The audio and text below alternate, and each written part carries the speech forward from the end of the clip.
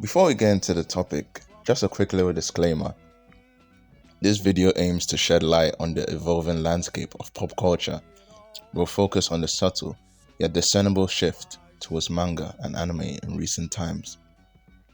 It's vital to remember that Western media continues to thrive, and this discussion does not negate its significance in the world of entertainment. Now, let's get into the video.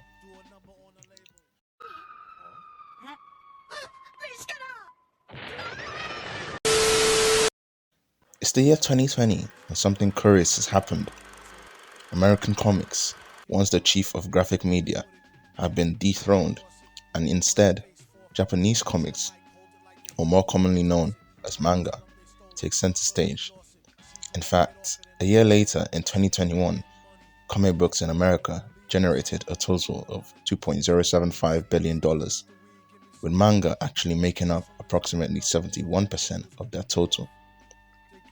We can somewhat see the same trend with Western animation compared to Japanese animation, with there being more and more flops in the movie industry relative to enormous budgets. A stark contrast to the consistent success of anime movies with considerably smaller budgets, with the most notable example being Demon Slayer Mugen Train. But why? Things don't just happen, and this shift didn't just hocus pocus its way out of nowhere. On this note, I'd like to suggest what I think are the biggest reasons for this massive tilt. To start off, I think one of the biggest appeals of manga is its unparalleled genre diversity. Whether it's the high sea adventures of One Piece or the psychological thrill of Death Note, it almost feels like there's a story that gravitates to everyone out there. On the flip side, however, Western media, while sometimes diverse, often finds itself rooted in the same topics and same stratosphere of ideas. I don't know how many times, and many of you can probably relate to this, where I've turned on my TV to watch something or watch a movie, and it feels like you're watching retellings of the same action flick or sitcom or the same boring superhero movie.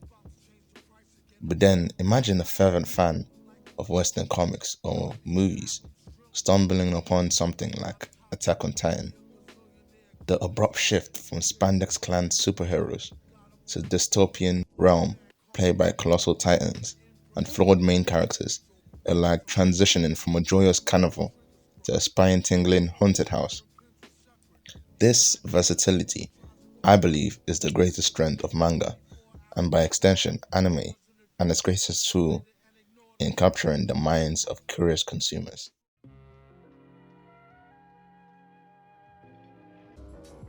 Another thing worth noting is the artistic diversity of manga.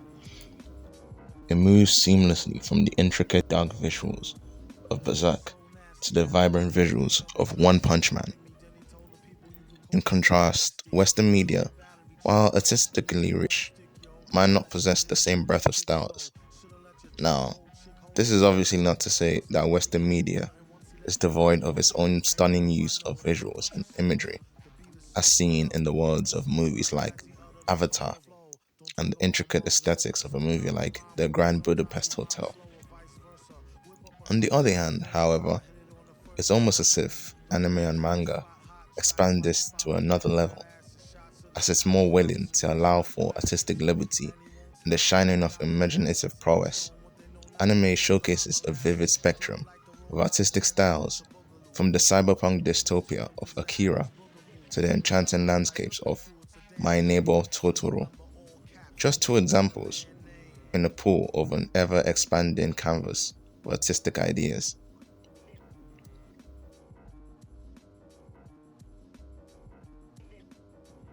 One of the biggest things manga excels in is character development and weaving intricate plot lines. Series like Naruto are celebrated for its depth and the immersive world it creates. Western media, on the other hand, does often offer multifaceted narratives, but may not consistently reach the same level of intricacy. It will be rather rare to see a piece of Western media that attempts to juggle a similar number of themes by employing various literary tools such as characterization or symbolism. which make the story feel more fleshed out and real. And this brings me to my next point, as in this vein, manga just feels more universal. With this, I'm not just referring to the issue of accessibility, where nowadays it feels like if you want to get into a comic or movie franchise, you have to go through the stress of reading entire Reddit guides. No, I'm also referring to the messaging. Oftentimes, one can read a manga and be like, damn, this speaks to me. The artistic freedom given to manga authors help them translate their core ideas and feelings into their work. And this manifests in universal themes and relatable characters that may serve as bridges between cultures. Stories like Nausicaa of the Valley of the Wind resonate across borders, transcending language and cultural barriers. Now, it would be naive of me to act as though Western media has completely failed in this regard. We have characters like Spider Man or Batman, or even the recent success of the MCU as living proof of the contrary. But how many Western titles, or even singular Western stories or movies, can claim this? Let's consider the worldwide acclaim of Studio Ghibli's Spirited Away for a second. It is a tale that transcends linguistic and cultural barriers, and it captures the essence of the human experience. It's just one movie and it's animated, but few Western titles can say they reach out to people and their core feeling the way this one movie does. And in the end, that's what it really boils down to. It's not that Western media isn't good. Hell, I still rewatch The Last Airbender from time to time. I still watch Ben 10 from time to time. And I've already mapped my calendar for Kung Fu Panda 4 coming out next year. However, especially as time goes on, it becomes about being able to connect to people and making them feel something. In this day and age, everything is so digitalized, so plastic. One reboot, and then another, and then another, and oh, don't forget the millions of sequels and spin offs.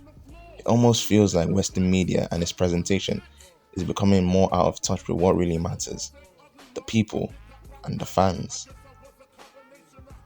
But hey, what do I know? Maybe this is just how things were always meant to be. Anyways, I appreciate you if you watched this far. I'm really happy that I was able to make this video because it's a topic that I've always been thinking about. But yeah, if you enjoyed the video, like, comment, subscribe, and stay blessed. Peace.